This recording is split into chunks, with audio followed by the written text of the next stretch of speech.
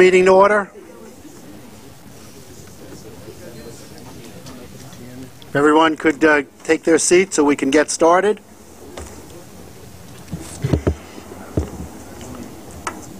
I am pinch hitting for both Chairman Schwartz and Vice Chairman Farrar today.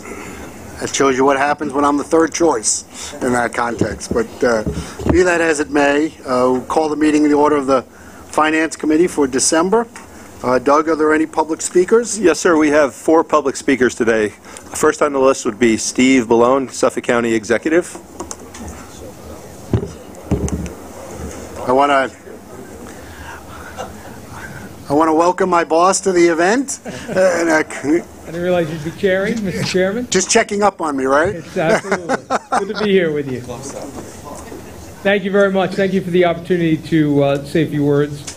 I'm here today on behalf of the 1.5 million residents of Suffolk County, county executive of the largest county in the state outside of the city. I come to voice my strong support for the Long Island Railroad expansion project. This is an investment that is sorely needed to help remedy the Long Island Railroad system. Right now, Suffolk County residents have some of the longest commutes in the country.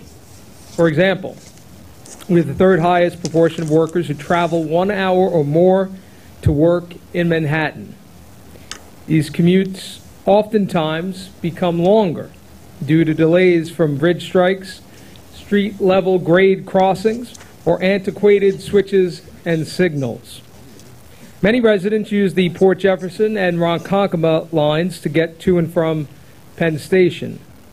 They're also among the least reliable and worst performing lines across the entire Long Island Railroad system.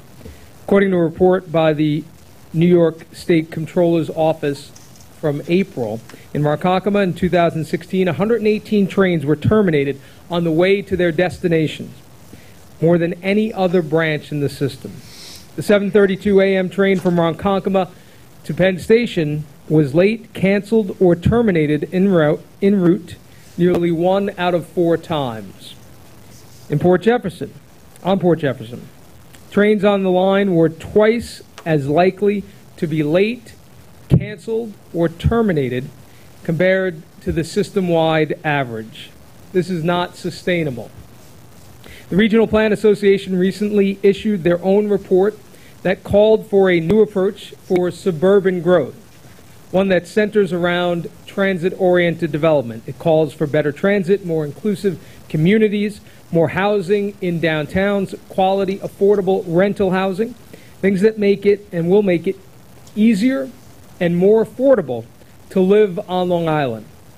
And we happen to agree wholeheartedly with that report and that vision, and we're already building projects consistent with that vision in Suffolk County. Take Wyandanch Rising, for instance. Wyandanch, one of the most economically distressed communities in our region. There is a $500 million project currently underway around the Long Island Railroad station there.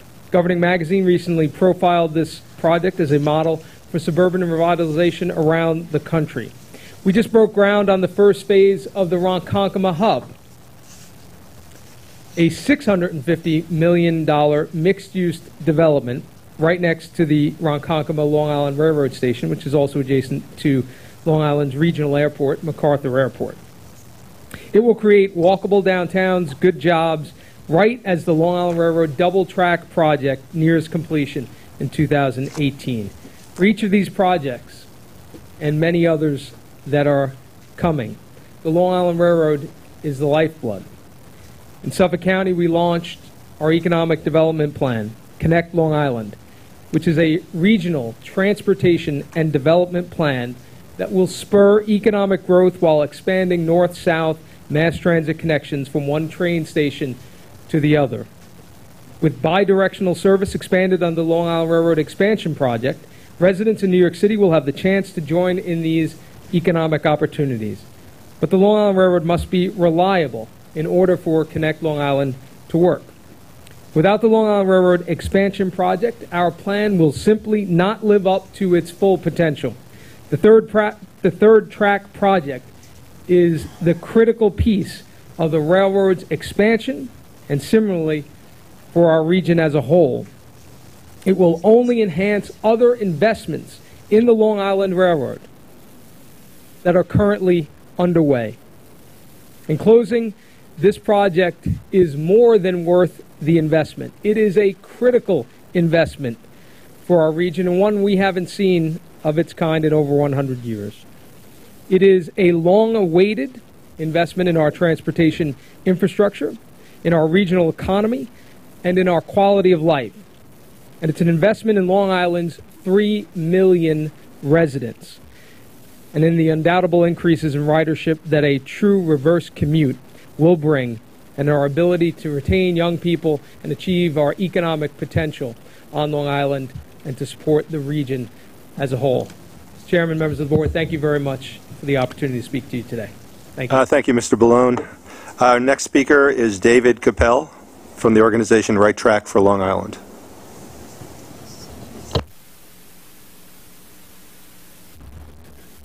Mr. Chairman, members of the board, thank you for the opportunity to address you. I speak for the Right Track for Long Island Coalition. We're a group of 5,000 members representing academia, business, philanthropy, not-for-profits, and commuters, and the average citizen. The Long Island Railroad is literally the vascular system for life on Long Island, and it's our lifeline, our economic lifeline to the city of New York. The capacity in the main line corridor between Floral Park and Hicksville was set in the 19th century when people traveled to the train station in horse and buggy.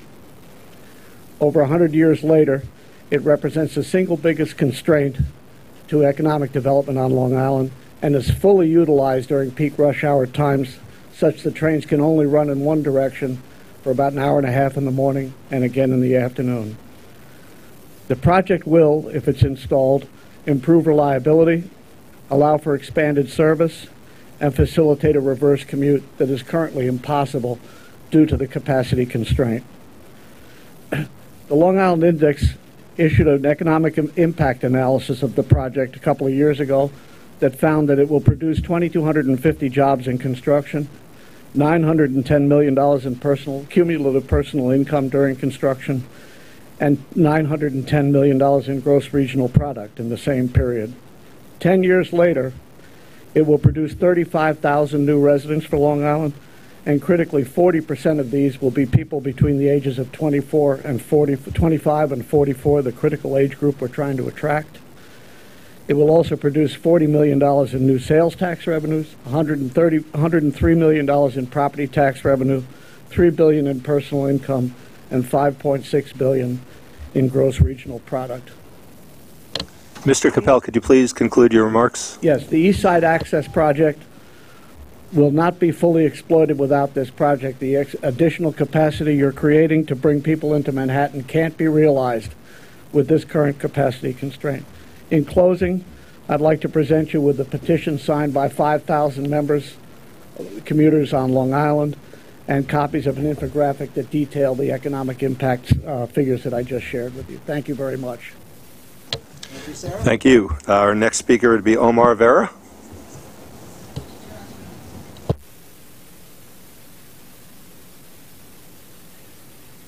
So, good afternoon, MTA Finance Committee members. Welcome back to final committee meetings of 2017. Well, first of all, I'd like to discuss, so last month I mentioned like the fees and why the fees are a bad idea. They rip off the customers who pay for no additional benefit. And with the impending biannual like fare hikes coming next year, it's good. Like already, like the fare hikes like that passed earlier this year were now it's counting down. The fare hikes that were passed earlier this year was already like the best deal, but many commuters are like, especially those of low income, like are really worried about what will be in the future. Like I know you're replacing the Metro card with a tap and go system, which I started seeing at 34th Street Penn Station on the 1, 2, and 3, Broadway 7th Avenue. Andrew, you've seen that, right? Yeah. Yes, but like I said, this is mass transit, public transportation. It should be like affordable to like low income, because if you make it more affordable, that also like decreases the chances of fare beatings or fare evasion. And we all know that that's the worst possible scenario, because that's people who literally just use the system while robbing you guys of the revenue you need. But you must have fares that are more affordable for the commuters. And I believe that for a long time, when I was like growing up, like middle school, like high school, it was the $2 fare was reasonable. It was still, I feel like it should have remained at $2. But I understand the financial crisis, the inflations. But point is, fares should increase and decrease with income. Minimum wage increases, fares should increase. When wages decrease, fares should decrease. Therefore, it should be a little bit more of an equitable site. We're not asking for like the world. Just balance it out. Just like maintain a little balance, yin and yang. So kind of way. All right, and with that, I would like to basically wish everybody Happy New Year, Happy 2018, and see you around. Thank you. Our final speaker is Murray Bowden.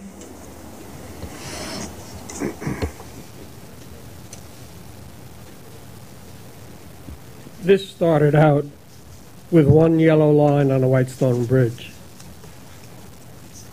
It's evolved into a systemic problem at the MTA.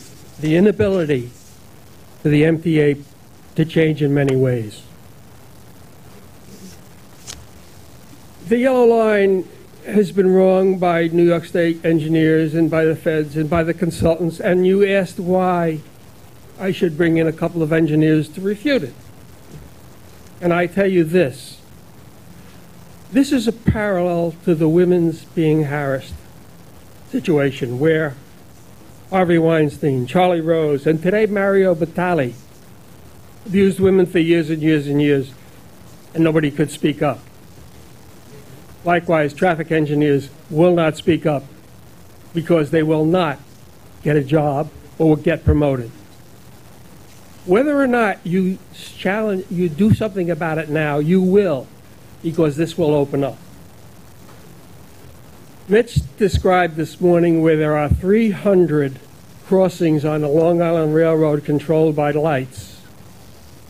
I've asked the Long Island Railroad to meet with me and ask them why they don't use only traffic lights with a red light camera, which is a violation. No answer. You have on a Madison Avenue Bridge, you've got gates and traffic lights. On a Willis Avenue Bridge, you've got gates and traffic lights. On a Henry Hutchinson River Parkway, you've got bridges and traffic lights. Why not at the Long Island Railroad crossings? Because you will never, ever correct 300 crossings. You have a red box at the Roaring Brook crossing in Westchester. Mr. Bowden, could you please conclude your remarks? You're almost out of time. Certainly. This is so important that I will continue until you understand that whether or not you begin the process today of facing up to the fact that that there are people in MTA who refuse to use the latest technology. I got parked in a parking lot this morning, and my phone came up and it said the next train will be here in so. Please conclude your remarks, sir. We're out of time, and we're running very late. Yes, you're running very late, not because of me. You're running very late because of the reports that the. Please conclude your remarks. Read that said behind you. Go read it, because I read it. It says that I would like me to speak 2 minutes, but you can't cut me off. That's an example of using your personal requirements to the rules that are right behind you.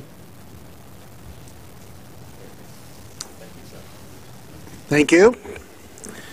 Then concludes public comments. We have the minutes of the November 13th meeting. Are there any changes to the minutes? If not, motion to approve. Second, all in favor? Okay. The work plan? For your review, there is a draft of the 2018 Finance Committee work plan that's found on page 10. If any board member would like to suggest any additions, edits, or deletions to that plan, we can incorporate those at next month's meeting. Okay. Now we go to Budget Watch and Finance Watch. Yes, thanks. we're not going to have we don't have a budget watch in December. Later in the meeting, Mr. Foran will be presenting for your vote the financial budget and financial plan. In January, we will do a special flash year-end watch. So next would be Finance Watch. As quickly as possible. Okay, good afternoon. Just 3 transactions to report in Finance Watch. It's on page 18 of your committee materials. First is TBTA, General Revenue Bonds 2017C. This is a combination of an advance refunding together with some new money bonds. In total, we issued $720 million. This was on November 17th. All-in TIC for this transaction was 2.81%, and for that portion of the transaction, which was a refunding, it was $520 million. We saved 9.59%, or $55 million on a present value basis. This was a very successful transaction led by Siebert, Cisneros, Schenck, together with special co-senior managers Academy Securities, Alamo Capital, and Rice Financial Products Company, all special designated firms. Next, we have the MTA Transportation Revenue Refunding Green Bonds Series 2017C. This was just slightly over $2 billion advance refunding. As I noted last month, if the tax plan as envisioned goes through, we would lose the opportunity to do these kind of transactions. We were very pleased to be able to get this out into the market and successfully priced. This was senior managed by Bank of America Merrill Lynch. And as you can see here, we achieved an all-in TIC of 3.12%. Present value savings of $156 million, or 7.68%. So again, very pleased to get that done. Lastly, we have a fuel hedge that was executed on November 29th. This was for 2.8 million gallons of ULSD. This was competitively offered, and Goldman Sachs, J. Aaron, won the bidding at an all-in price of $1.85 per gallon. And that hedge extends from November 18 through October of 2019. I'm happy to take any questions if there are any. Any questions on any of those items? Yeah, sure. If not, thank you very much. Okay. Now we'll go to MTA headquarters and all agency items, Doug? Pat's going to do it? Okay. As you know, on the work plan, we always come to the board for our requests for new money bond authorization in the next year. And as you can see in your packet, beginning on page 30, we have the supplemental resolutions authorizing $3 billion in new bonds in 2018 on the transit and commuter side, and $200 million of bonding for TBTA. This is for all existing approved capital programs. There's nothing new in here. This is to just complete the board's desire to bond finance those portions of the capital projects that have already been approved. So happy to take any questions on that item? If not, we need a motion to approve. I'll move. Second. All in favor? Aye. Okay. Next. That's it. The TBTA. Refunding. Okay. And next we have the supplemental resolutions authorizing refunding bonds from time to time, consistent with the board's policy on refunding bonds. And happy to take questions if there are any. Otherwise, we need. Any questions on this item? If not, I'll make a motion to approve. Second. All in favor? Aye. Any opposed? Okay. Okay, and then lastly, we have a MTA and TBTA reimbursement resolutions, and this is just for federal tax purposes to allow for the use of bond dollars to replace operating dollars to the degree that we use one for the other next year. This is just to square the books away. Any questions on this item? If not, I'll make a motion to approve. There a second? Any questions? All in favor? Aye. Opposed? Okay, the next item Pat, could before at the next meeting, January, we assume, between now and then, there will be a federal tax bill which will pass. We assume. Could you, in January, give us some report as to what, if any, effect that will have on our finances at that time, either through bonds absolutely. or anything else that Sure. relates to that? Be happy to do that. Thank you. Okay. Okay, the next item is the authorization to extend NYPA contracts. We're asking to obtain board approval for an extension of the long-term contract with the New York Power Authority to supply electricity to all of the MTA agencies for facilities and operations within the City of New York and Westchester County, and then 2, Energy Services Program Agreement between NYPA and the MTA. Any questions on that item? If not, I'll make a motion to approve. Is there a second? Any questions? All in favor? Aye. Opposed? Oh. Whoa. Is that because we didn't pay our electric bill? It's a threat. Was that NYPA? That was part of the presentation. Oh, okay. Okay. All right. Mr. Chair,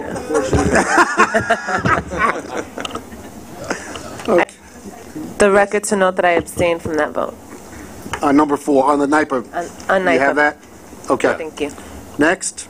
Next, we have Executive Order 88, Advanced Metering Infrastructure, and we're seeking to obtain board approval to install advanced energy metering in MTA facilities utilizing the services of the New York Power Authority, consistent with the MTA NYPA Energy Services Program Agreement approved by the board in December of 2005, and in furtherance of the objectives of Executive Order 88 governing the improvement of energy efficiency in state buildings.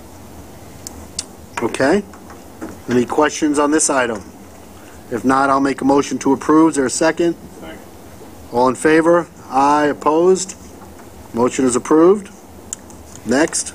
Next, we want to discuss the 2018 budget and 2018 to 21 financial plan, and Bob Foran is here to take that.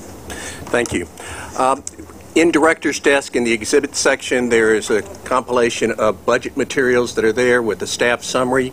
I'm going to not go through the plan itself, but I'm just going to go through the authorizations that we're going to be asking you to provide us. If you turn to page 5 in the Director's Desk, we begin there with the staff summary. Most of the authorizations are going to be on page 9, but let me just get started. We're asking the board to adopt the 2018 final proposed budget and the 4-year financial plan, that's 2018 to 2021, which include approving the 2017 final estimate and plan adjustments and authorization of budget and plan adjustments, including MTA efficiency targets and policy actions as set forth in the staff summary. The document summarizes the November plan presented to the board for information purposes in November, and it projected ending cash balances of $78 million in 2017, $30 million in 2018, $69 million in 2019, and projected cash gaps of $352 in 2020 and $643 in 2021. There are no changes between this document and what you saw in November.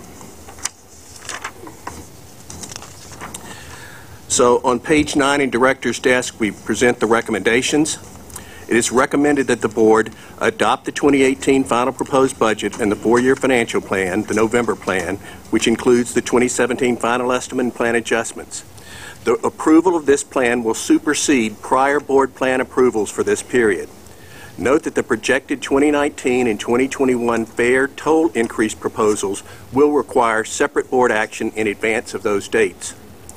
You're authorizing the staff under the guidance and direction of the chairman, the managing director, and the chief financial officer or their designees to take action to implement the policy actions set forth in the plan. Policy actions include the full funding of a subway action plan. The plan assumes New York State funding for half the cost of the SAP, including debt service. The plan assumes a new source of funding for the other half of the SAP cost. The plan also includes the reimbursement of MTA's advanced funding of SAP cost in 2017 and 2018, and the operating budget will temporarily fund 2017 capital costs that are expected to be paid back from the capital program in 2018. The plan assumes that if new funding commitments are not forthcoming, the SAP will be scaled back to a sustainable level. Authorize necessary changes to the scope of the subway action plan in the February plan to match available funding, as well as authorization to make corresponding changes to the budget. Authorize staff to draw down the unexpended 2017 general reserve to provide advanced cash flow funding for the SAP in 2017.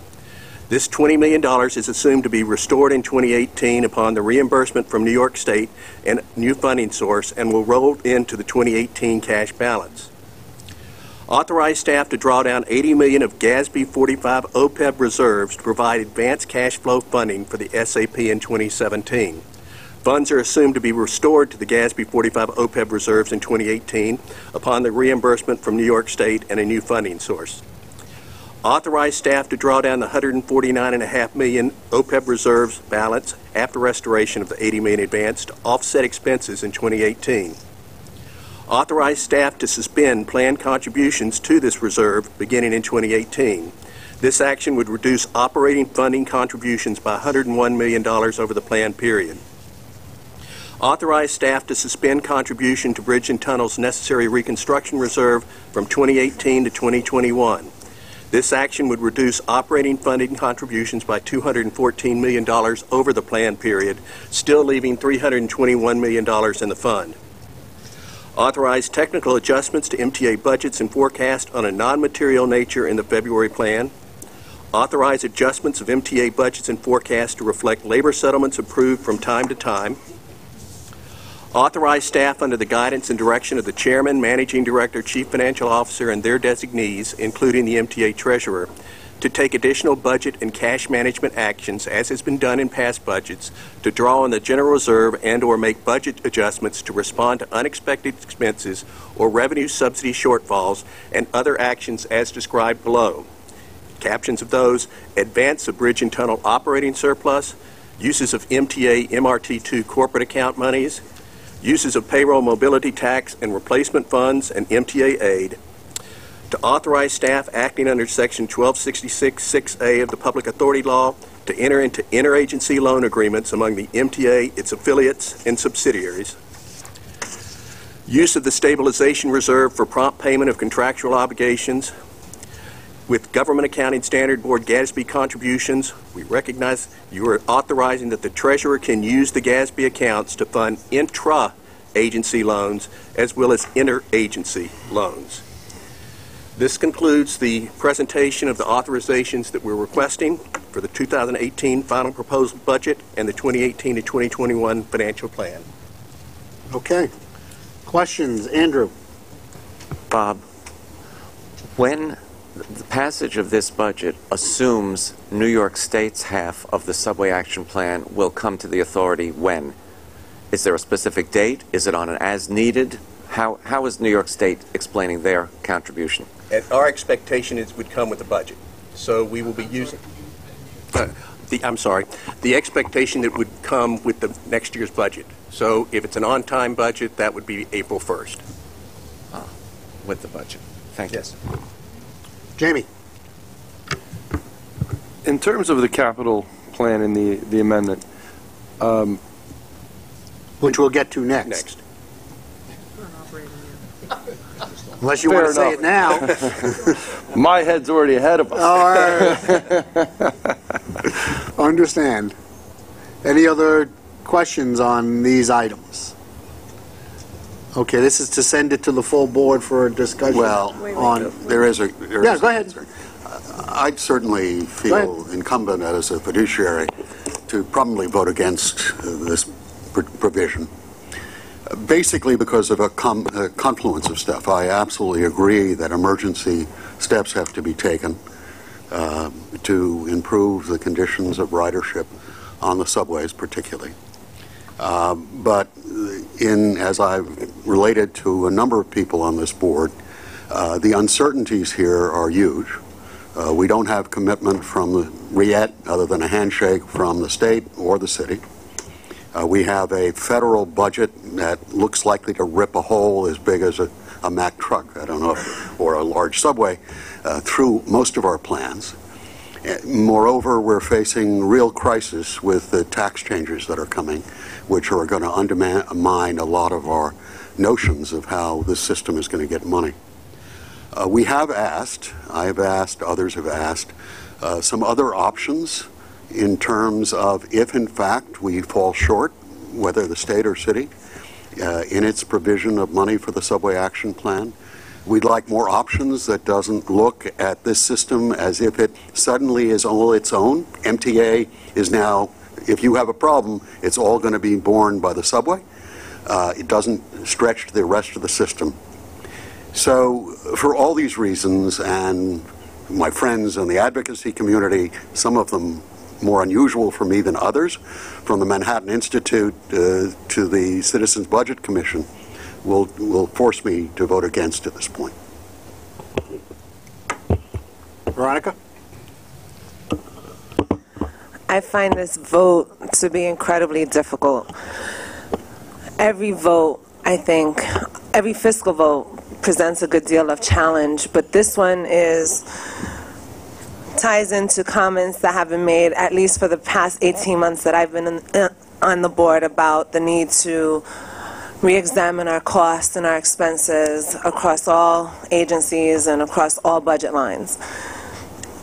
As a result, I have relied and turned to the material that has been put out there by the New York State Comptroller, by advocacy organizations that I trust as objective and nonpartisan, such as the Citizens Budget Commission, colleagues, of course, in the advocacy community.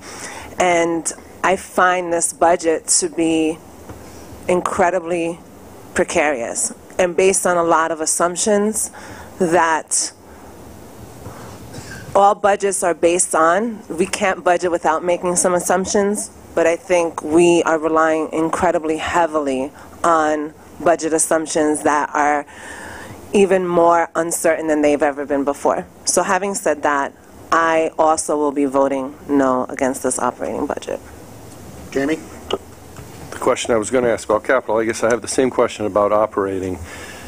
Is it right that when we pass a budget, if the revenue assumptions don't end up being coming to pass and we have less revenue, that the decision as to where to spend less money don't necessarily come back to the board?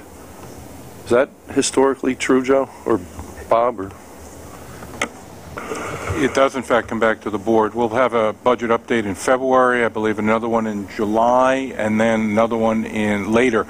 And any proposals on a reduction, historically, when it's been done in the past, and hopefully in the same in the future, it will absolutely come back to the board. But there were, you know, back in the last fiscal crisis, there were significant meetings because of the amount of reductions necessary that actually had an impact on service, and so those were held. There were lots of public hearings, meetings, as well as involvement of all of the board. So, certainly it's clear to me, and I've only seen us amend the budgets in my relatively short time here upwards, and it certainly comes back with a formality that we see today to increase it, which certainly seems appropriate and is appreciated. When it has to be cut significantly, is it the board is kept informed, or does it come back with a formality that is an actual vote to amend the budget that's reduced? I can only tell you the last time we had to reduce the budget, the board voted on all the reductions. Okay. I just haven't been here long Susan enough. was here. We voted on every one. Some we liked and some we didn't like, but we voted on every one of them over a period of time. That was the most difficult vote I think we've ever had to take as a board. Okay. I would just say there are just things that are going to happen on a month-to-month basis or dated, week-to-week, and management has to have the prerogative of being able to respond quickly. But what we're talking about are major issues that affect service and delivery and maintenance and things like that. I'm asking the same. Yeah, I'm not asking the micro day-to-day decisions you guys make, but just want to make sure that you understand that. Jamie, absolutely, as was done in the past, any reductions in the level and what they are will absolutely come back to the board. Holly? Well, I guess, I'm also not feeling supportive of what we're proposing today for precisely, I think, what the chairman just said, which is we wanted to know some of those things before this vote. We wanted to see other options. We wanted to see other potential ways to, I hear what you say, Sue. It's a powerful point that having to vote down service was a very, very painful thing. And I feel like in this operating plan, unfortunately, and I recognize the struggles you have, Bob, you have to make assumptions about city money, state money, federal money. But not to mention the savings you're going to find, and I think those are hard to find, what's going to happen with future fare and toll increases. And just your own financial plan, by 2021, if you can't find the savings and we don't get the fare increases, we're $1.7 billion in the red on the operating front. I do feel like as a fiduciary, that it's hard to feel comfortable kind of plunging ahead with this operating plan without a better, just one contingency plan, which is bashing the city, that's not really a full-throated contingency plan. There are a lot of things that could go south. State money might not materialize. Federal money might not materialize. I'm hearing some members of the board don't want to vote for the next fare and toll increase. I mean, you may not be able to find those savings. I don't even know what these savings are anymore that we're talking about. It's a mystery to me. So I'm just, I'm very worried. And it's funny, David mentioned strange bedfellows. I mean, I have to say, I think the Citizens Budget Committee, Nicole Gelinas, and the Comptroller have all, I think, done some pretty good work on pointing out this financial plan is one that has some real holes in it. Let me just make a comment there. We don't have real holes in this financial plan right now. We do have uncertainties out there, which is what we have every time we put a budget together. Again, what we do is when we see the reality of a state budget, a city budget, when we see the reality of the federal budget and the federal implications, we have to respond, and we will respond in a thoughtful, coordinated way. And as you've just heard the chairman say, to the extent that these are major service affecting or major, they're going to be brought back to you and it's going to be discussed. But we have never had a budget where there was absolute certainty on anything. But we wanted some options before. No one's asking for absolute certainty, but I know I asked, and I thought the chairman had said yes to other possible options in which we have an operating budget that factors in uncertainties, whatever they may be, and doesn't cut the subway action plan in half. You guys haven't produced that. So, I mean, yeah, you may come back to us afterwards, but I think I wanted to see it before we had the vote today and the full board vote on Wednesday. So, Polly, we have not cut the subway action plan in half. We have pushed it out and extending over a longer period of time. And I would also say that we're talking about an $8.8 billion budget, and the amount of the contingency we're looking at is $400 million. $400 million is a whole hell of a lot of money. I agree with you with that. But when you look at it in comparison to the total size of our budget, the total expenses of our budget, it's not that significant. If we had the contingent, what you're talking about is the contingency plan. For example, David talked about what will happen with tax revenues, what will happen because of the federal government's, the tax bill that's being reconciled right now in the Congress, and what impact it would have. Quite honestly, we don't know what it is. But if it's billions of dollars that we think it's going to be in a reduction, what you'd be asking me to do is to come back with how would we find $1 billion in savings, just like we did, just like the authority did. I wasn't here at the time, but in 2008, 2009, it required service reductions. I will not talk about service reductions like that in a plan like this to scare people. If in fact it comes to pass that there are actual revenue reductions of that magnitude, as I said to Jamie, we will come back to the board because it's it is my responsibility to make sure that this budget is balanced at the end of the year. Well, just to be clear, what I asked for was that same $400 million that whatever you're saying is the city's share that so that we don't cut back on the subway action plan, which we all agree we want to do. What would you do? Not asking you to come back and account for what will happen if the feds, don't give us anything. Although I'm fearful that the days of federal largesse. I did in fact reference what David said about what his concerns were. That's what I was responding to. But my question was, what does your plan look like if you decide to fully fund the subway action plan and you don't get any city money and you don't get any state money or some combination of the two? I think that's a fair question. And the answer, I just want to be clear, is, well, we slow it down or cut it back or whatever phrase you're using. I guess I challenge that assumption. I feel like it is, as we've heard repeatedly, the most important thing we're doing right now in this agency.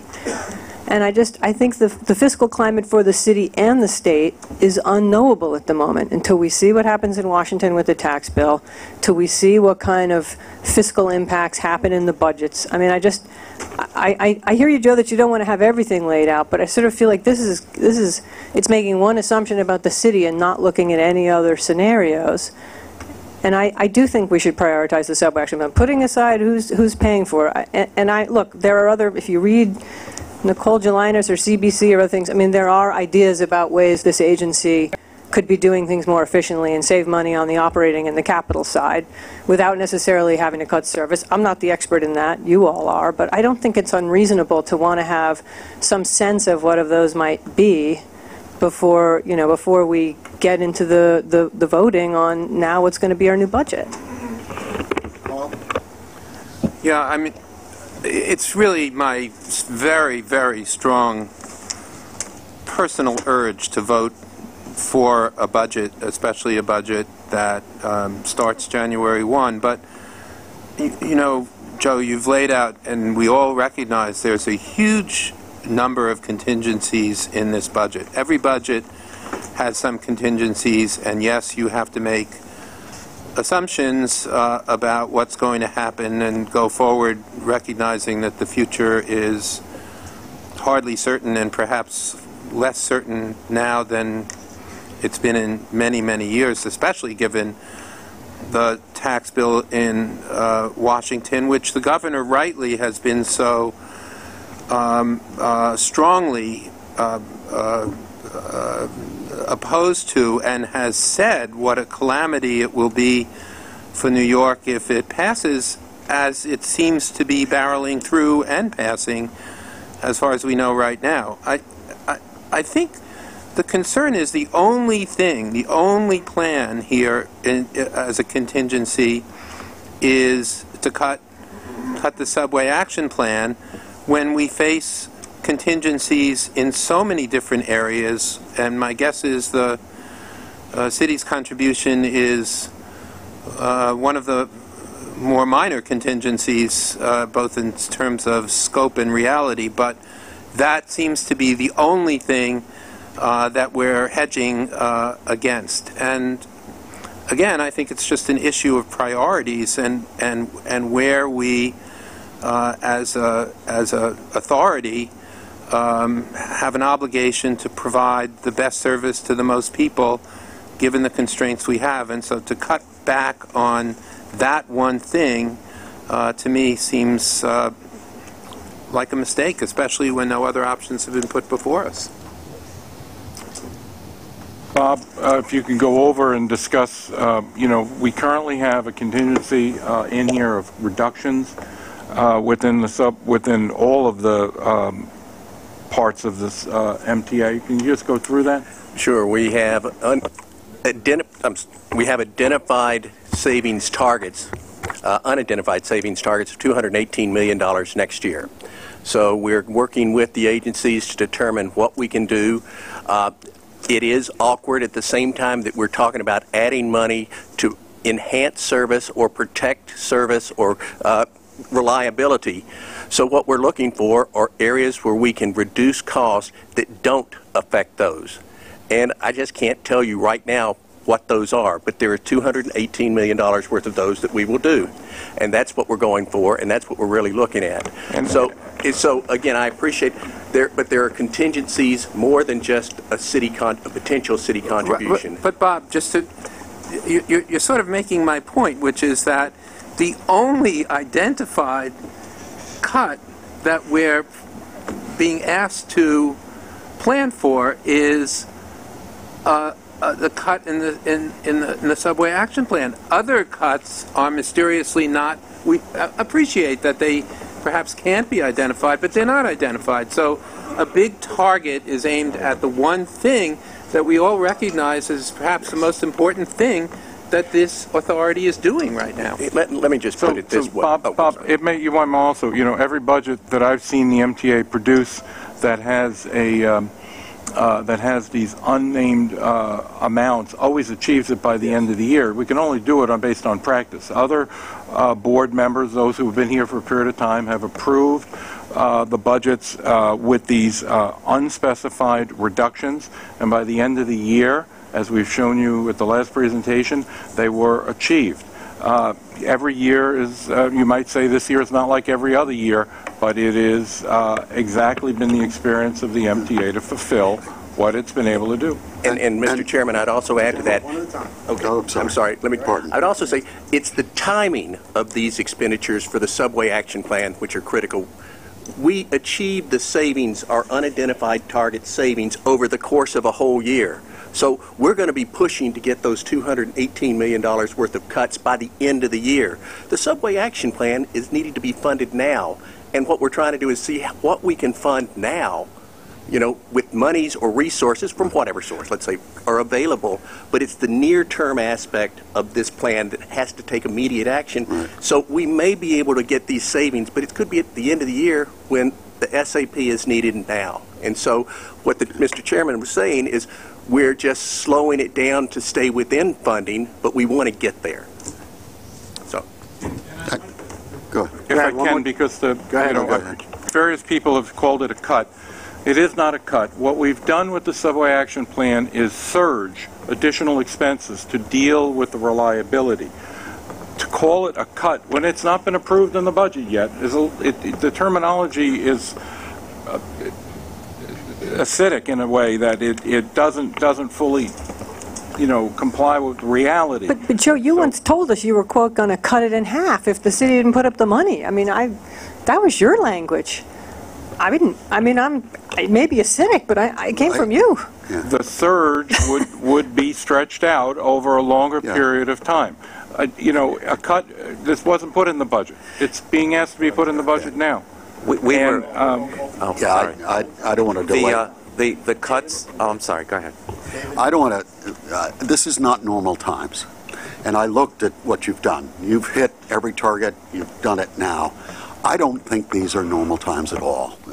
In my lifetime, I've been around now for quite a while, I haven't quite seen this kind of volatility exist. There have been times when we've been in crisis, but this is almost on all levels that we're being threatened as a city and as, the 8.5 million people in the state. So I'm somewhat, as a fiduciary, saying this is more like, I don't want to see people jumping out of windows like the Great Depression, but at least in my lifetime, we seem to be approaching, theoretically, that kind of dangerous situation. And that's why I don't know if we can do what we've done in past, which have been extraordinary. So David, I mean, what happens at each one of these meetings, and it's built into the agenda all the time, is that you go through Finance Watch, and it's sent out ahead of time, and it updates on a monthly basis where spending is, authority-wide, and then by each one of the operating agencies. The whole point of Finance Watch is that if we see any kind of a downturn, remember we saw less than 10 years ago a 20% reduction in tax revenues, which was extraordinarily significant. And so I would, just say that a budget is put together and it's updated for reality, and if need be, we can do it on a month-to-month basis. But it is also as a board members, our fiduciary responsibility to have a budget in place by December 31 of this year. First of all, I agree with David. I think these are times that I haven't seen before, and I find them quite scary. Secondly, I'm so sorry this comes down to the subway action plan. I want every cent of that subway action plan in the budget and paid for somehow, because it's stuff that I think will improve the system. And I think that my philosophy to approaching this budget is different than what I've heard so far. I want to vote for a budget that has in it the money that I think we need to run this system. I'm not going to say, and if I don't get X, I'll take less this, because it's like asking a used car salesman, are you going to pay this or do you want to pay $100 less? Well, I'm going to pick $100 less. I want everything that we have in this budget, and I want to see that somehow we make it work. It's going to be harder than it ever was. But I find it harder to vote for a budget that I think doesn't include what we need to make this system work. And I don't I don't want to focus on subway action plan or something for Metro North or something for Long Island Railroad, because there will always be a constituent that is happy to triage that element, and that's not the way this system should work. It is difficult to cut, but I would rather make the hard decision to cut something than I would be to settle for a budget that I don't think is enough. Mitch? Scott? I agree with Susan, and I also agree with David as well. I mean, we are in uncertain times, but this agency in totality doesn't have the ability to forecast all of its external revenue sources. And I think we all said it at other meetings in the past that we need a sustainable, incremental source of revenue to be able to continue to maintain and grow our infrastructure and our system. And I think Bob laid that out and showed historically over years past there comes points where you need that next extension of incremental revenue. And I think we're at that point. And I think we should be putting forth a budget, as Susan said, that encompasses everything. And frankly, it's up to our elected officials to recognize that our infrastructure and our transportation system is a necessity to keep the vitality of our region flourishing and help us find that source. And they're working on it, and they're having conversations. But to put anything less forward would be a mistake, in my opinion. Secondly, I do also agree that in terms of the need for us to be much more acutely aware of shifts, whether it's in Washington or in our region, in terms of where revenue might come from, and reconvene and maybe make tough choices. But you got to start with some baseline. And I think, it's incumbent upon us to start with the baseline that's all inclusive now of what we think we need to make our system effective. And if we have to go back to the drawing board, we'll go back to the drawing board. Veronica, you're next. You passed. Neil? Look, at this point, I'd like to say two things. One, this is a very ugly budget. I've been here 3 years, and now we're going to end the year, first time I've been here, with a net deficit of $430 million. We've had surpluses running, and the reason and the way you achieve your goal, Joe, and your responsibility is you've used the cash balance in the prior year to get there. And this is a frightening budget. We're starting at a loss of $430 before we put in adjustments and the cash balance. We have not had to do that before, and we start the year at $430 down, and next year we're going to have $1 billion short before cash carryovers and adjustments. That's a very scary period to be in, and I just want us to go in knowing that even if we add in the rest of the subway action plan, we're starting way behind. We're in the red. That's a frightening place to be in. I don't think we've been in most of this board has not been on this board when that's happened. I actually don't know how to feel about that, because we're not a not-for-profit in the classic sense. So I'm frankly pretty scared for our future. And every time Bobby show us the 2 or 3 years out, well, that's getting closer and closer. That near $1 billion in 2021 scares the heck out of me. And so my second point is one Scott and I have talked about. I've mentioned this in our Metro North meeting. I think it is incumbent upon this board to have a viewpoint as to what it thinks it needs for sustainable sources of revenue. I know there are many non-governmental entities that have viewpoints. Certainly the governor is developing a viewpoint, but we, I believe, as a group, must have a viewpoint as to where that comes from. We have to develop a sense because, ladies and gentlemen, if you look out to the year 2021, we have, before carryovers, a $2 billion shortfall.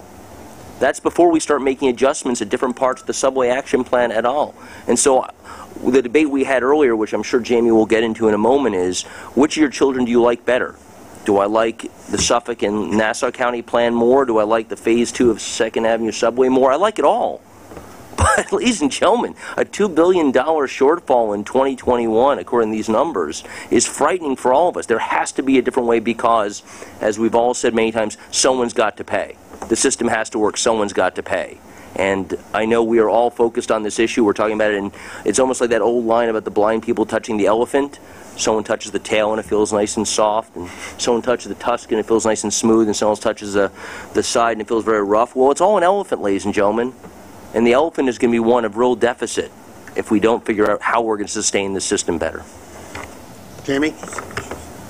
I mean, it seems to me that the problem here is everything everybody has said is right. and it all runs in conflict with itself, right? And I wonder to myself, Joe, you're right. You and I've been wrestling with for days. Am I going to vote for this thing, abstain from a vote against it?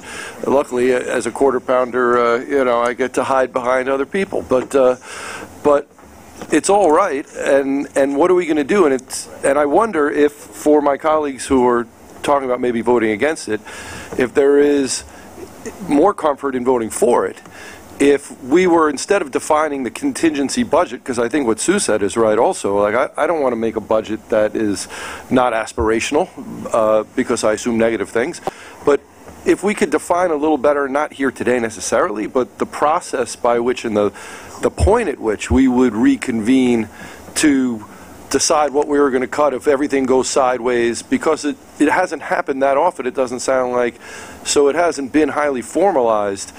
Does that give any more comfort to passing a budget that may unfortunately be quite aspirational, but we just don't, it's probably true, but we just don't know yet, and we have to pass a budget. So if I can, if I may correct something, Susan, the full amount of the subway action plan is in fact in the budget. And aspirationally, everything that we've requested and wanted is in this budget. There's nothing been held back, but there is a dollar amount of less revenue equal to a reduction in the amount of over a period of time, so that it balances out. From a pure, if by chance, and as Bob has said to you many, many times, that if by chance we don't get that half money from the city, then we will kick that into place. Alternatively, if you wanted, we could give you in January, if the city doesn't become a partner in this, we could give you what those cuts would be, equal to those amounts, allowing us to vote on this budget now, fully knowing that, I mean, for me to lay out reductions while there are discussions with the city, it's a foolhardy way to negotiate. So I think, from that point of view, again, I wanted to address the word aspirational because it's all in here, and we've just found a way to reduce the revenues and expenses by the same dollar amount over a period of time, so that it has no impact but stretching out the plan. So the idea that we're not putting in everything is not correct. The idea that we're not doing aspirational is not correct. The arguments about this really, we're talking about $436 million or thereabouts, $400 million over $8.8 billion. I didn't mean to suggest that we didn't have everything in here. I meant, I suppose what's aspirational may be our revenue assumptions, given the unknown that we're facing. That's what I think. Not that we haven't done everything we should do and be putting into a budget on the expenditure side, but for those who understandably feel very nervous and say, I don't want to vote for this because I think they're really saying the revenue side is not realistic, is what they're saying. Well, can we define, one of the things, to give them comfort, and we'll never get through this today, but okay, what are the trigger points, or what are the sort of thresholds that would make us have to reconvene to decide where we're cutting if everything goes sideways in the revenue side? So if you look at the expenses of the agency, a large portion of it is personal service costs, with the cost of our employees, and if you look at what happened in 2008, 2009, it is a roadmap. There are contingencies here that in an end-of-the-world scenario, as we're describing, what services get reduced, what gets stopped. Yes, not in public session will I discuss this. Agreed. Because I think it's a dangerous thing to do. But as a manager, you need to know what you would do if the sky falls. But I'm not one to talk about publicly talking about that. It's the very nature of every budget I've ever done, whether as budget director or prior here, that there is always a possibility that revenues might not come in, or expenses might actually be higher because a lawsuit or something like that comes in that was not expected. That's why on a monthly basis we provide the board with the numbers so that they're aware of it, and if there's an indication that there's something gone awry, we start to deal with it immediately, because once revenues start declining, it's a catch-up game. You do not want to wait. You need to act as quickly as possible. Holly, did you want to add something? I'm sorry. It's not, you mentioned, I do have anxiety about the revenues on a bunch of different fronts. I think we all do. I think Neil put it well. You know, you said in the past we've all voted for these because Bob found his savings at the end, but we have never had a budget like this, and I've never seen a budget where there's a big important chunk of it which we're being told if the city doesn't come up with the money, it doesn't happen, or it's delayed, or however we want to describe it. So I think this is a unique circumstance. And I hear you, Joe, you don't want to put apocalyptic scenarios on the table, but I don't think slowing down the subway action plan is a good scenario, and I do think it was fair. We've asked for a couple months now to see some alternatives, and we haven't seen them. I don't think it's a crazy, unrealistic, particularly saying it's only $400 million. You're making it sound like it's not that much money. I think we are going to have to grapple with, you know, matching up our priorities with what our fiscal picture looks like. I hear you, Sue. I'd love to have a budget that has everything and we can fund it all, but I don't think that's where we're headed. And I don't think we've yet really grappled with what that means. And I sort of feel like here's the moment to start grappling, and all we're doing is saying, city pay or this doesn't happen. And I just feel like, look, whatever the city's going to do, I don't know that we're going to know by January. We're not going to have a state budget. We'll barely know what the impacts of the federal, both budgetary and tax legislation are. I mean, there's some massive unknowns here. Andrew? There's for those of us that went to Transit Committee this past, the briefing that we had, to say that the subway action plan is being cut in half is not exactly true. Some of the most important pieces of the subway action plan would continue. Track bed work, electrical work, signal work, and car equipment continues. Other aspects of the subway action plan would be delayed if the city does not pay or if other funding sources don't come into play. So it's not exactly fair to say that it's being cut in half. I have seen us vote on budgets with the out years looking very similar to what the out years look this time. In fact, I think that's become the norm, to see a $1 billion plus 2 or 3 years out. I'm confident and I'm hopeful that we will get the sources of those savings, because I've asked for them as well. The fact that they're not coming out of service and maintenance, I think, is extremely important. I think we've all learned our lesson on the maintenance front now, and we cannot do that again. And obviously, I don't have a vote today, but I would not want to vote to take something away from another part of our region to make this part of the region whole. I don't think that's the way the MTA operates. I think it's all important. We're only as good as our weakest link, and I think that's the way we should continue to do business.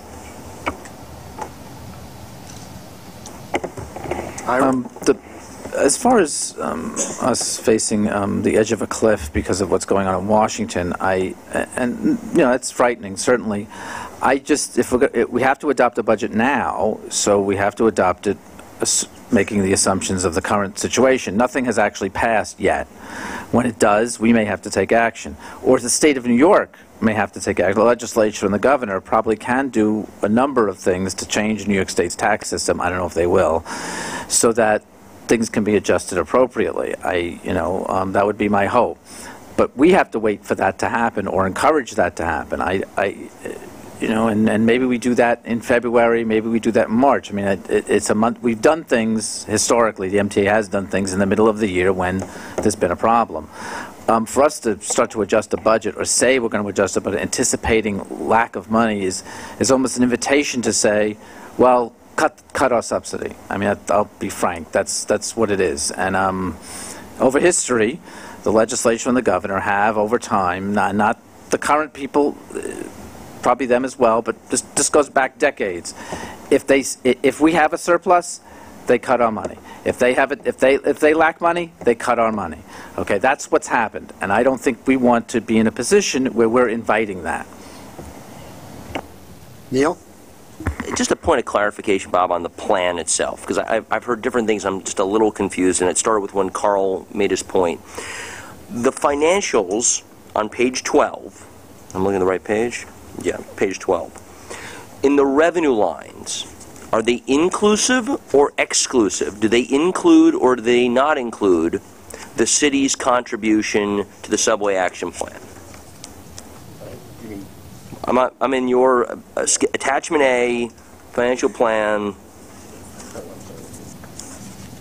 Yeah, it's this document right here. It's 1-9 is where you'll see the revenue or the funding. Let me. Yeah. Oh, I'm sorry. Go ahead. What we've said is the. Right. That's where I thought I was. Okay. Page 13 in the direction. Oh, and the adjustments. Okay. Yes. So right. below the line. These are the below the line adjustments, and what we're saying is we backed out of the cost out of the operating budget of transit. We put it in here to highlight it, and then we said, what is the funding of it? We expect from New York State to have 50% of it, and we say from another source. We didn't say it's definitely from the city, we said from another source. So there could be another source, and whether that is other expenses that are reduced. So I got it. So it's self-operative balance. Just so I understand, because I want to be clear about what I think we're voting on and not voting on. We're voting on a plan that has 245 million times 2. It's okay. Yep. All right. It's all right. 264 million times 2. Two sources of 264. Yep. Correct. To pay for subway action, right? One is stated by additional state. The other one says new. Thank you. And we're voting on that numbers. Whereas going back to page 9, if you just play with me for a second, so go back to page 9 where you list all your recommendations. You qualitatively state you want the ability to make changes to the subway action plan if monies don't materialize. But at least the budget we're authorizing has all the money funding the plan. Am I understanding this correctly? Yes. Okay, so my colleagues down here, the plan, the numbers we're voting on, have a fully funded subway action plan, which I think is separable from the text on page 9, which are a series of policies and moves. And so I just want to be clear what we're voting on, because that is it exactly, because there's two on that page, page 9. Yes. The third bullet and the fourth bullet uses different language. Understood. So if we are voting on the budget, the numbers, we are voting on, sorry, my thing just went 10% power left. If we're voting on the budget, the numbers include, while a little challenging since you got it below the line in adjustments, we are voting on a fully funded subway action plan. Correct? Yes. Okay, thank you very much. But Neil, we're also voting for the MTA to change the subway action plan. But that's why I if say there these were isn't the separable. funding there, and okay, for me, like I don't know if those things can be separated though. I don't want to change the subway action plan. I want other alternatives to look at. But and I think, there are many of us who want that. There are many of us who want a fully funded subway action plan. And that's the only reason I'm voting for this budget as we speak. For those of us who've been here a long time, we've been through this on a number of occasions. There are lots of things in here I'm not thrilled with, including the fare increase issues, which are separate issues. But we'll get to those when we get to those, and other things in regard to that. But I just think that at the moment we are fully funding the subway action plan. The chairman has indicated that if for a variety of uncertainties when they occur, if they occur, not when they occur, if they occur, this board will then have the opportunity to look at all those uncertainties and decide what it wants to do. We may decide that fully funding the action plan is more important than X, whatever X happens to be, and we will make that determination in January or February, most likely, when we get the February plan. why can't we make that determination now? Yeah. Certainty now. I don't want, the chairman is right. I don't want to make an assumption that or something else is not going to happen. It's like telling Washington, well, go ahead and cut us, because we've already assumed you're going to cut us. Right. So can let me just throw in a question. If we haven't identified other contingencies, e.g., mortgage recording tax goes down by 10% because of this nefarious plan. I'm sorry to get political for a second. Sorry, showing my personal view of this tax plan, federal tax plan. Yeah, sorry, I shouldn't have used that word, this tax plan. If mortgage, we don't put a line in saying if mortgage recording tax goes down, we'll do X, Y, and Z. Are we obliged then in this budget to list what we would do about this one specific item? Or can we leave it to what Jamie was raising, which is if in fact money's, the 264 does not materialize, the additional 264, you come back to us and we debate it then. Do we have to actually put in the bullet 4? Do we need bullet 4, I guess, is what I'm raising. I would say you need bullet 4 because that is what's bringing us back to you to show you what the plan is going to be funded at and how we're doing it. And that's what we plan on doing. That's, again, why we have the different language. The plan assumes, okay, but we're going to balance it with available funding. And that available funding may be 264 plus 264. It may be because of cuts. So that's why I think you want us to do that. Norman? No, one at a time. Norman? Yeah, voted up, voted down. If you don't hire human beings, you don't get the subway action plan done anyway. So you can't do the triage as a noun. She used it as a verb before. I kind of liked it as a verb. But you can't triage the thing unless you have those human beings in place. You got tools in their hands. They got their safety shoes on. You can't even make that decision. So if you vote down the budget, then you're not going to be able to hire the human beings, which is the basics of it. So if at some other point you decide we're not going to paint this place anymore, we want to keep the subway action plan going, then you'll make that decision. But until you get those people in place, and it takes time to get those people in place. I think the people you hired in September or whenever you started manning up or personing up, maybe by now they're actually doing something. But it takes time to get them the ball rolling. Jamie, you're next. I think what Neil just said is what I obviously not very elegantly was trying to say before, but we've said. You or me?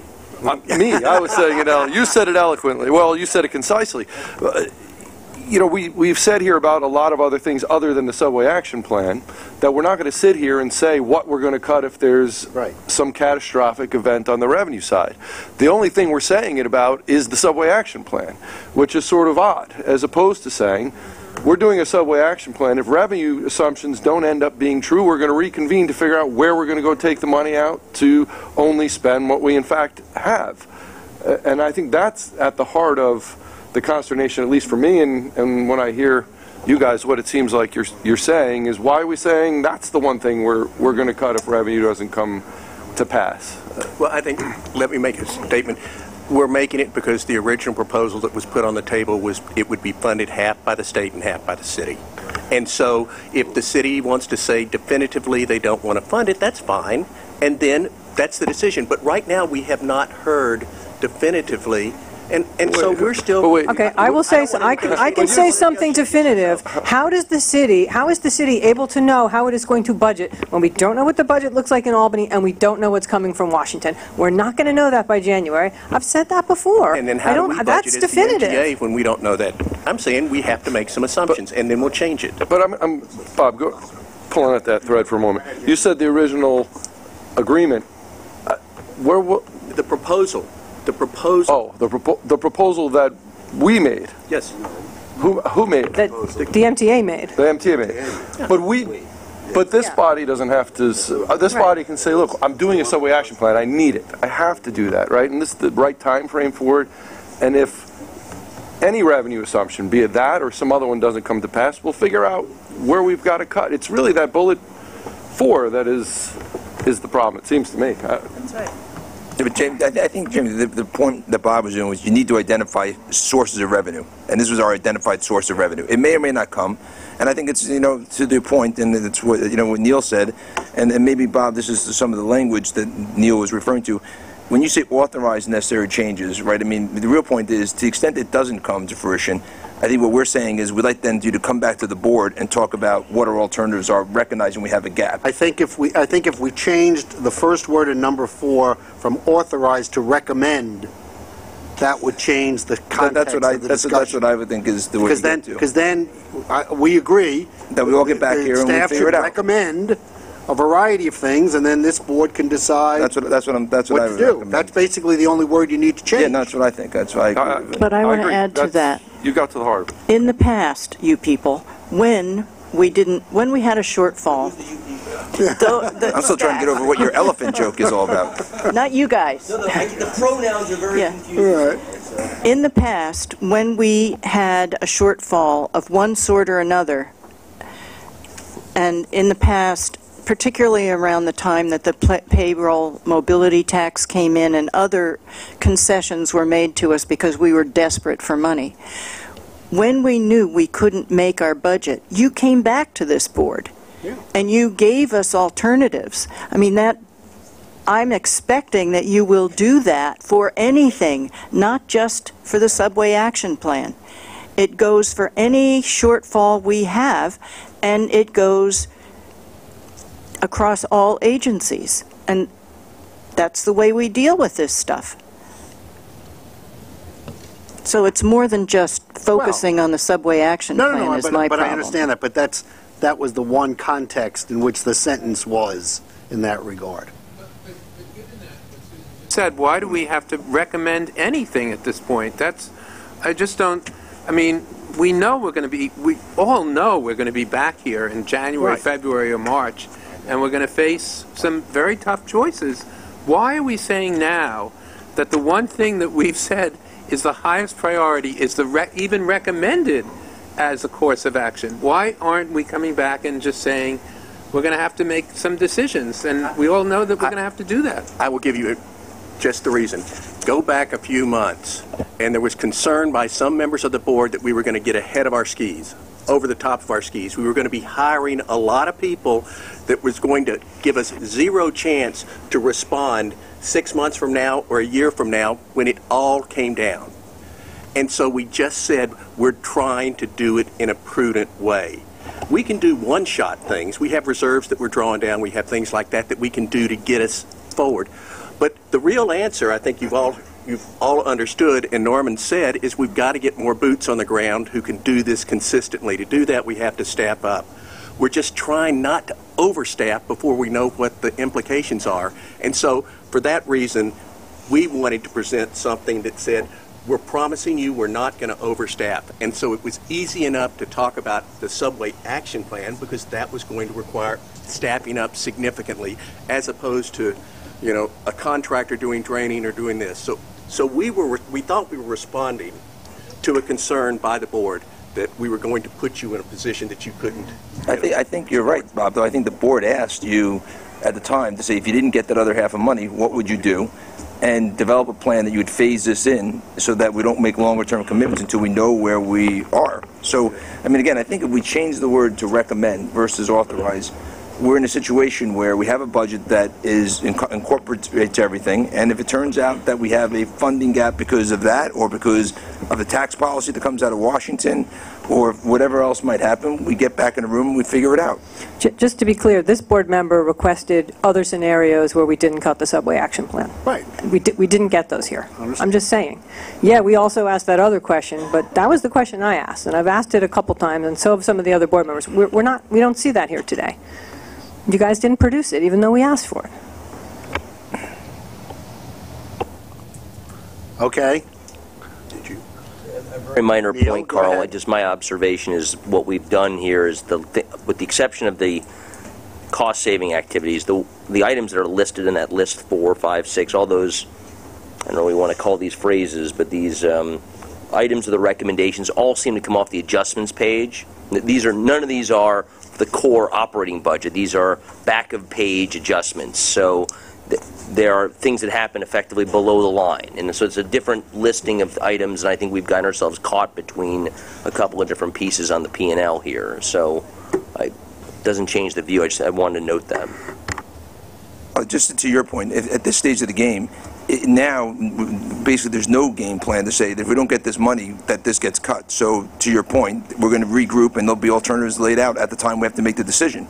You don't have to make that decision now. Well, I feel like I'm making a decision today with this vote. I mean, Well, you're maybe not, you guys because we're don't feel changing- that way, we're but changing I the word feel to- like I but we're- am. But we're changing the word to recommend. But I mean, if this vote has no meaning, why are we having this vote? I don't No, it get has a meaning. The meaning is it incorporates everything. All right, I beg to differ. I mean, I wanted to vote knowing what some alternatives were. I don't know what's going to change in January. I mean, if we couldn't discuss alternatives now, what changes then? Yeah, but you're not committing to any alternatives now either, Polly. So I mean, I think I can't commit to them. I haven't seen you them. don't need to. No one's asking Well, you to. I want to That's see the- them. Okay, but then we're not going to pass a responsible budget because you want to see alternatives that don't really mean anything right now. Well, I asked for them a couple months ago, so there was certainly time to prepare them. We have a And everyone has responsibility to make their own decision on how they vote. But I just just think don't that- understand why we couldn't see those alternatives. I don't think it was an unreasonable request. All right. Are we agreed to change the first word in number 4 to recommend rather than authorize? Is that a fair, regardless, everybody's comfortable with that? Okay. So now, having done that, we need a motion to approve the budget with that amendment. I'll make the motion. Scott makes motion. Second. Any other discussion? I would suggest we do a raising of the hands so that people can see exactly what has happened in that regard. I think that, so we don't have any question one way or the other in that regard. So all in favor of it as amended? No, I'm not a member of the committee, so I'm not voting. It has nothing to do with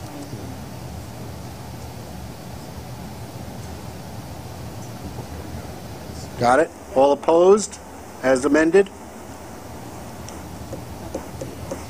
Okay? No, you're good, Carl. You can't vote yet. You can't vote twice. Well, on the one hand, and on the other.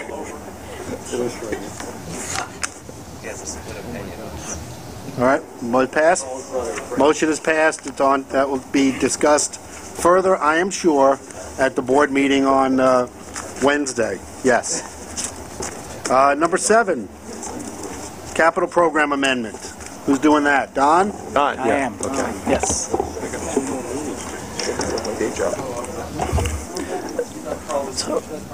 So for the capital program amendment,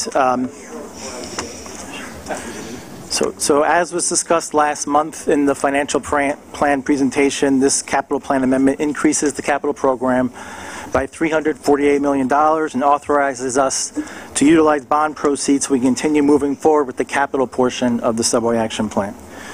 What is presented in the staff summary is consistent with what was summarized in the financial plan presentation last month, highlighting the main areas of investment, continuous welded rail, signal improvements, upgrade to the R142 cars, and purchase of 59 non-revenue vehicles. As an FYI for all of you, this amendment does not require CPRB approval, as the increases we are seeking in the various elements do not meet the CPRB threshold. So if the board approves this amendment, we will be able to move forward with it right away. Any questions on this item? Yes. Go ahead, Call. So, I hate to go back to the last item for a minute, but the now recommended plan was also to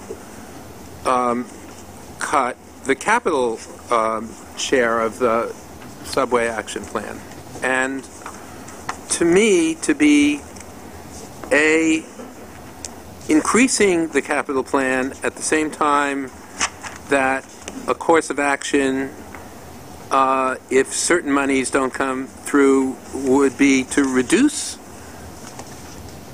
the capital component of the subway action plan, A, doesn't make sense to me, and B, this is even, to me, a much easier area to say, well, given the importance of the subway action plan, which we all think is incredibly important, there are items that are now in the capital budget that are not as important as the subway action plan and that are clearly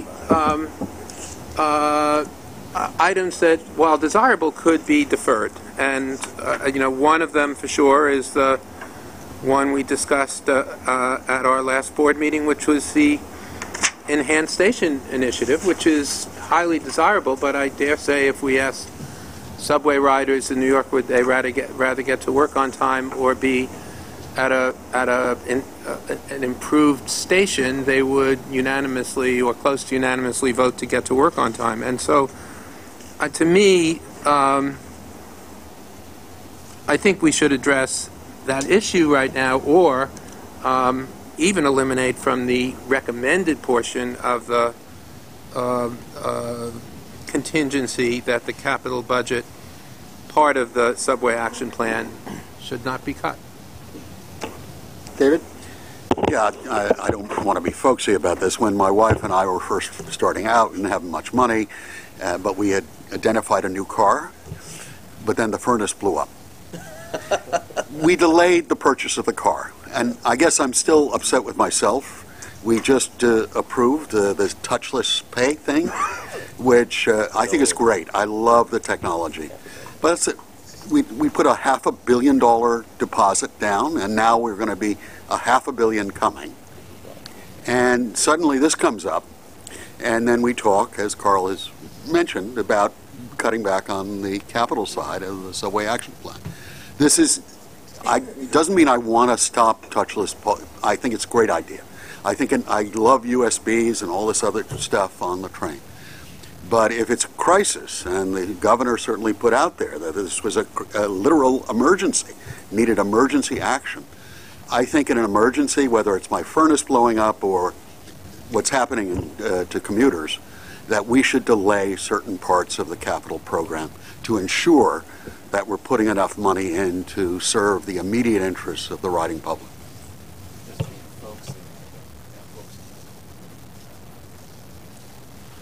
Anyone else?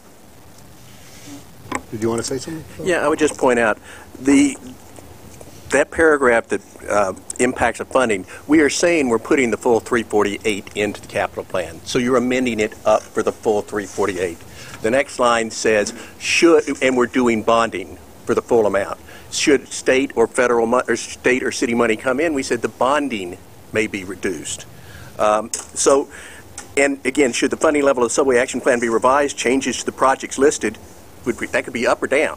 But all we're saying here is the full 348 is going into the amended plan. That's it. That's all it's really doing. I understand that. I also understand that we're moving from a 16% of the budget of the agency going up to nearly 20% for debt service. That's, maybe it's because I'm, still with my furnace. This seems to be an extreme amount of money for the system, particularly when we have already pushed back, I've been one of the leaders of it, on the cost for the riding public of even sustaining their current levels of ridership fees. So again, I don't think it's without consequence to suddenly keep progressively increasing the debt load. Anyone else? Okay, do I have a motion to approve the capital plan amendment? I'll make a motion. Second? Any other discussion? All in favor, say aye. Aye. Opposed? 1, 2, 3, 4. You have that? Okay, same vote. Motion is approved. Okay, there is one report and information item for headquarters. Yeah, the contract change order report for the third quarter 2017. It's on page 158. Included is a capital contract change order, which is also reported to the CPOC committee. Next, we have David Ross, who's going to describe the procurements. So for headquarters, there are 6 procurements for a grand total of $15,169,388. Of these, 2 are competitive procurements for personal services for a total of $3,133,960. One of those 2 contracts is with Seawell for software license optimization. We received 5 proposals. Seawell was the lowest cost provider and the highest ranked technical proposal. Oh, okay. That was for $235,000. The other larger contract is for a data management platform that will be provided by Yuta Media Systems. The proposed data management platform will provide MTA with tools to assist in auditing, concessions, house data relating to pedestrian traffic within MTA stations and rail cards, as well as data relating to advertising, inventory, and sales revenues. We received 3 proposals for this one, and they were also the highest ranked technical proposal and the lowest cost provider. There are also 4 New York City Transit procurement actions for ratification pursuant to Executive Order 168 and its extensions for a total of $12,035,428. Questions on either the competitive procurements or the 4 ratifications? If not, I'll make a motion to approve. Is there a second? Second for Paul. Any further discussion? All in favor, say aye. Aye. Opposed? Those are adopted. Okay, so for Metro North, there are 2 procurements for a grand total of $19,228,732. I'll note also there's a walk-in that I'll get to. One is a non-competitive sole source procurement for a 41-month miscellaneous service contract, the not-to-exceed amount of $498,160 for the expansion and upgrade of unidirectional data flow security.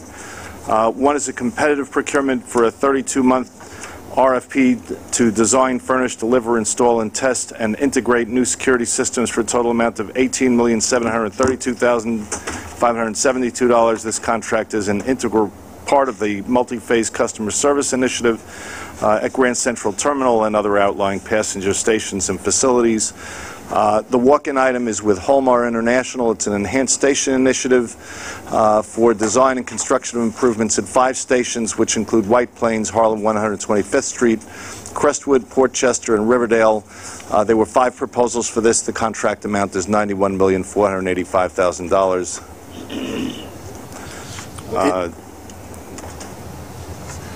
Questions on any of these 3 Metro North items? Call? We just made a commitment at the last board meeting not to do walk-in items unless they were really an emergency. I don't understand why we are. I have no view one way or the other about the particular item substance, but it seems like we're just ignoring what we had committed to doing. I think this came up at the Long Island Metro North Committee this morning as a walk-in. It got sent out on Friday. It is very important to Metro North to move this along, to start this process, and the committee felt that it was appropriate to take it up at that time. We've talked about it in committee for at least the last 3 or 4 months, and the committee felt very strongly that it was appropriate to bring it up, notwithstanding the fact that it just came in on Friday. So I think that was the decision the committee made. Had been told earlier that they were working on it and it was coming to us, and that it was a substantial savings over what the engineer's estimate was. So the committee had a lengthy discussion, has had a lengthy discussion about it for the last 3 or 4 months, the entire enhanced service initiative for Metro North. So I think that's why when it came up and finally got to us, we were comfortable in moving it forward. Mitch, it sounds like a punchline. Take my enhanced station initiative, please. That's... Neil? I think there's an example, Carl, where we're running in my opinion, a somewhat strange process. We have an operating group that reviews certain things that then goes to finance. I think the operating committee of Metro North spent a lot of time on this topic for many months, but clearly the finance committee did not get this look. So I think we've got to, as a process, really understand why we double track it in parallel, operating committee and finance, and if we're going to keep doing that, then we have to provide awareness, because just because we spent, and we've talked about this package many times, the ESI, but clearly we have not done it at finance. I still don't understand. I know I've asked multiple times why we have to do things in the operating committee and in finance. So someone will have to explain that to me. Is it a higher pay grade or some pay grade because I don't get paid? But that's at least why you didn't hear about it. And Neil, so to the extent you're basically saying the operating committee is recommending that the finance committee adopts it into its budget based on the work that you've done. And based on the 4 months of discussions we have held over the last 4 months on the issue. Scott asked if your recommending Yes. Yes. I'm sorry, my computer just decided to say nothing. But the answer to that question is yes. This. Or was it? And we did move it to the finance. Any other discussion on these Metro North items? If not, I'll make a motion to approve. Second? Second from Neil. Any other conversation? All in favor? Aye. Aye. Opposed? Abstentions? Motion to approve. Long Island Railroad? Sure. I'll apologize for moving quickly. I know it's been a long day for everyone, so I'm trying to be respectful of your time. For Long Island Railroad, there are 3 competitive RFPs for a grand total of $2,021,121,114. One is a competitive procurement for MTA Capital Construction Company to award a public works contract to Third Track constructors in the total amount of $1,813,174,918 to provide design-build services for the Long Island Railroad expansion project. The total amount includes base contract work in the amount of $1,457,117,010 and options for completion of scope of work in the amount of $270,608,499 and a garage's scope of work in the maximum combined amount of $85,449,409. The contract term, including options, if any, is up to 2,355 consecutive calendar days, which includes base plus completion scope and garage's scope. And the next competitive procurement is to award a firm fixed price contract in the amount of $107,950,000 to provide design-build services for the new Mid-Suffolk Electric Yard. The contract term is 852 days. The last competitive procurement for Long Island Railroad is for MTA Capital Construction Company to award a personal services contract for project management consulting services for Long Island Railroad expansion project for a total of $99,996,196. And I guess the best way to say it is the Joint Railroad Committee had an extensive discussion about these items this morning and is recommending their approval to the Finance Committee. Is that a fair way of putting it? That is a fair way of putting it. Carl? So I'm going to support this because I think it's important for Long Island's economy and also important for New York City because of the opportunities it offers to reverse commuters, which a cohort that is growing rapidly, and which is generally the better the region does, the better New York City does. That said, I'm concerned here by 3 things. One, that that there has not been a serious approach to value capture, which I think is something that we have all, especially having gone through a discussion of what is going to be a tight budget, that at best, that this is an instance where a very expensive project where there is no value capture at all. 2, I think this is a lost planning opportunity in the sense of being able, as other transit systems do, of having more influence over the development that hopefully will be generated and probably will be generated along the right-of-way. And 3, that already we see that, especially after a discussion we had earlier about the budget, that this project is already $500 million over budget or over estimate. And all of those matters, to me, are concerning and establish precedents for the future. That said, I do think that this is important to the region's economy. Anyone else on these items? Okay. I'll make a motion to approve on all three. Is there a second? Call seconds. Any further discussion? All in favor? Aye. Opposed? Abstentions? Motion carries. New York City Transit? Sure. For New York City Transit and MTA bus operations, there are three procurements for a grand total of $26,272,410. One is a non-competitive multi-agency sole source procurement for an estimated total of $15,182,152 to award an estimated quantity contract for replacement parts, equipment upgrades, troubleshooting and repair services, and training for various track work for New York City Transit, Metro North, Long Island Railroad. And I'll note that New York City Transit is the lead agency. Two are competitive procurements for RFPs. One is to award two competitively negotiated contracts for consulting services, design, procurement, and construction support for communications-based train control and auxiliary wayside signal systems for the Culver Line and for 8th Avenue Line for a total amount of $11,090,258. We're also requesting board approval for a pilot project to design, build, furnish, install, and maintain a platform barrier door system at 3rd Avenue Station on the Canarsie Line in Manhattan. Any questions on any of these items? If not, I'll make a motion to approve. Is there a second? Second. All in favor? Aye. Opposed? Motion is approved. Bridges and tunnels. Sure. For bridges and tunnels, we have two competitive procurements for RFPs with a grand total of $89,527,700.